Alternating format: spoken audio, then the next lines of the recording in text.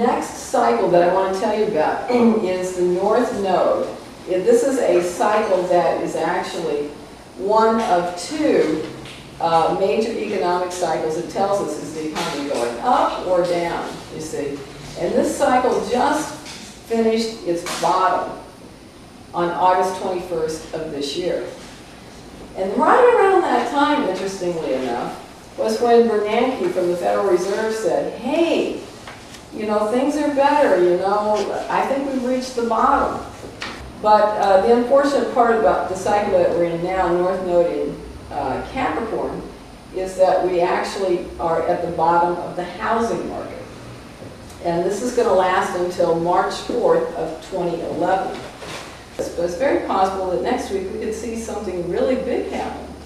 Because this cycle is occurring, it's starting right in the middle of all these really big, major, good financial cycles. I think the euro yesterday was just under $1.50.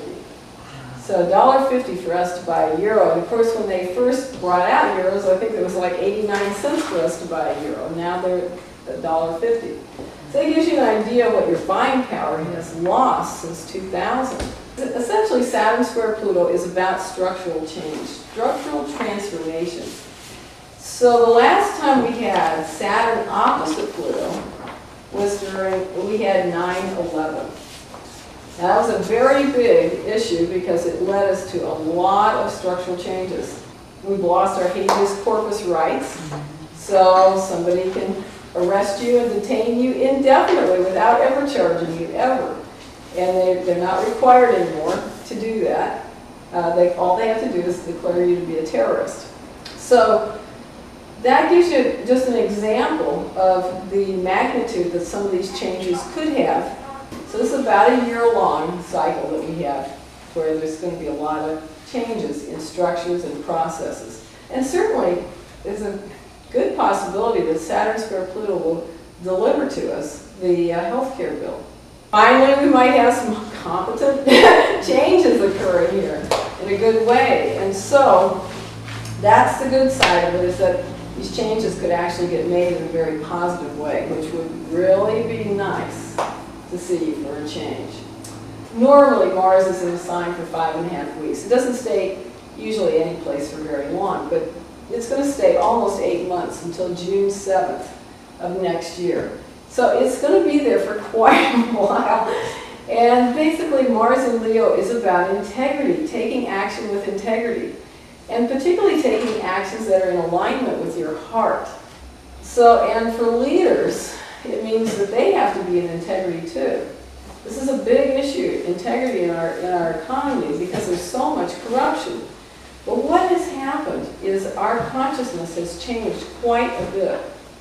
So that now we're saying to ourselves, you cannot keep this hidden any longer. So Mars in Leo is here to say, hey, this is a really big deal and we got to get it right. And, you know, we have to be in integrity with our own actions. We can't expect other people to be in integrity if we're not in integrity with our own. So Mars is going to be retrograde from December 20th to March 10th of next year.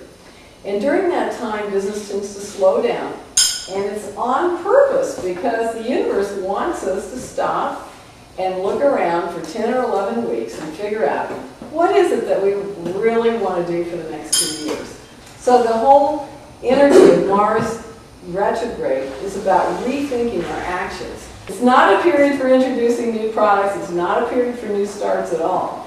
It's meant for strategic planning and for really thinking about what it is that you want to do over the next 2 years. I think the third thing that we'd have to do is stop asking consumers to be the only way to grow the economy. A really healthy economy is based on businesses spending money, businesses doing research and development and creating new things, and consumers buying. It has to be both. You can't have just one. The amount of investment in research and development has dropped dramatically. And those are forms of spending in the economy that are not happening. So the consumer is left to pick up the whole bag. the other thing that's really big that needs to happen is, right now the whole economy is based on quarter-to-quarter earnings. See, it's very short term. Did you make your numbers?